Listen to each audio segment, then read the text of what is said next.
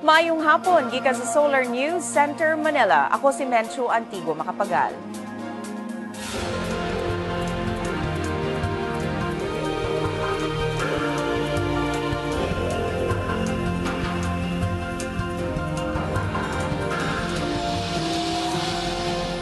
Ani ang mga balita alang sa Kabisayan ug Mindanao.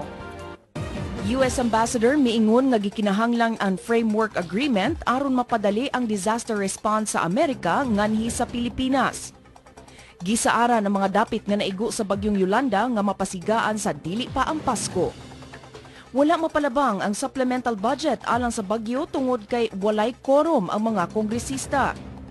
O gilusad sa Zamboanga City ug Tangub City ang ilang tagsa-tagsa ka Christmas display.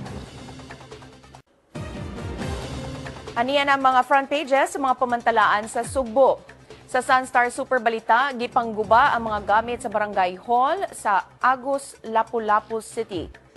Sa pagbalik sa Solar News Cebuano, gilusad na sa Tangub ug Zamboanga City sang ilang tagsa-tagsa ka Christmas displays. Ang detalye sa among pagbalik.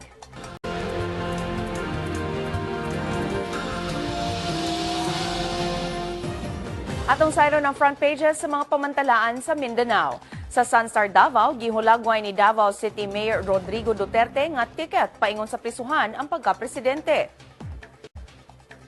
Sa Mindanao Daily, Northern Mindanao, milusad sa ilang Green Governance Program ang lungsod sa Naawan, Misamis Oriental. Sa Mindanao Daily, Western Mindanao, giawhag sa mga Muslim groups ang kahiusahan sa Moro National Liberation Front ug Moro Islamic Liberation Front. Og sa Mindanao Daily Davao, nangayo og donasyon nga construction materials ang Philippine Army alang sa mga biktima sa bagyong Yolanda. Gipasigan na sukad kagabi sa Zamboanga City Government ang gatusan ka Christmas lights isip kabahin sa tinuig nga Christmas program sa syudad. Ang mga suga miadorno sa Zamboanga City Hall ug sa mga dalan palibot niini. Ang suga miusab sa panagway sa syudad nga sama sa Ghost Town tulo na kabulan ang nakalabay tungod sa pag-atake sa MNLF Miswari faction ni adtong Setyembre. Nagtapok kagabi atubangan sa City Hall ang mga mulupyo aron pagsaksi sa tinuig nga kalihukan. Nangulo sa ceremonial switch ang mga Zamboanga City officials. Gawa sa City Hall lights, aduna say 5 ka giant Christmas trees, palibot sa City Hall ug sa Petit Parax area. Sa Misamis Occidental, makita ang mga replika sa mga landmarks sa nagkalain-laing bahin sa kalibutan, pinaagi sa Christmas in the World sa Tangub City. Si Jong Kajon adunay detalye. Jong? Mencho, gibuksan hapon sa Tangub City sa Misamis Occidental ang ilang Christmas in the World display. Ang Tangub City na ilang Christmas symbol, capital city sa nasod. Ipasiga kagabi sa ang mga giant Christmas symbol sa siyudad na may pasundayag sa mga replika sa mga landmark sa laylayang bahin sa kalibutan. Nagdakip kini sa giant replicas sa St. Basil Cathedral sa Moscow, Russia. Baobab Tree sa South Africa, Eagle Towers, Norway, Sydney Opera House sa Australia, Trojan Horse sa Grace o uban pa.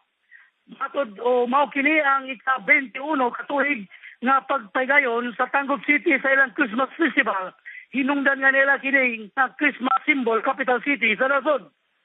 Naka-record ang Department of Tourism o 1.7 million nga turista kinsa mibisita sa Tangub City sa usa ka bulan sa Christmas activities sa naging tuig.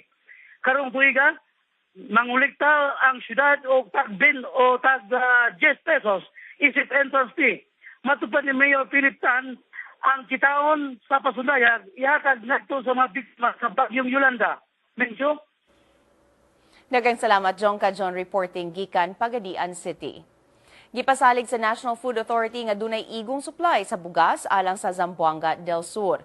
Matod sa NFA, hangtod kagahapon aduna sila'y total procurement sa palay nga moabot sa kapin 57,000 bags ug rice stocks inventory nga haduol sa 10,000 kasako.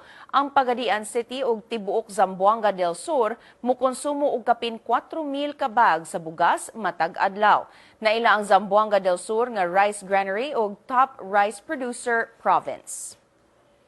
Gibutang ubos sa duha ka semanang Armored Vehicle Recovery Operations and Maintenance Training ang 16 ka sundalo ubos sa 1st Cavalry Squadron Mechanized Infantry Division sa Camp Jacobo Zobel sa Zamboanga del Sur. Gipahigayon ang training pinaagi sa Technical Education and Skills Development Authority kun TESDA.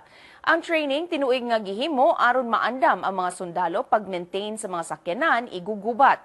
Lakip sa gitudlo ngadto sa mga sundalo unsaon pagtubag sa higayon nga madaot ang mga sakyanan sama sa tangke taliwala sa panggubatan. Kung buot ninyo matanang pag-usabang episode karon sa Solar News Cebuano, i-like ang among Facebook page, Solar News Cebuano.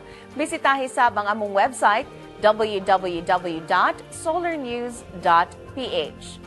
Alang sa inyong mga sugit o komentaryo, mahimo sab ninyo kining i-email sa solarnewscebuano@solartv.ph. Og mao kadto ang Solar News Cebuano hangtod ugma pohon, ako si Menchu Antigua Macapagal. Daghang salamat ug pag-amping sa Bisayan ug Mindanao.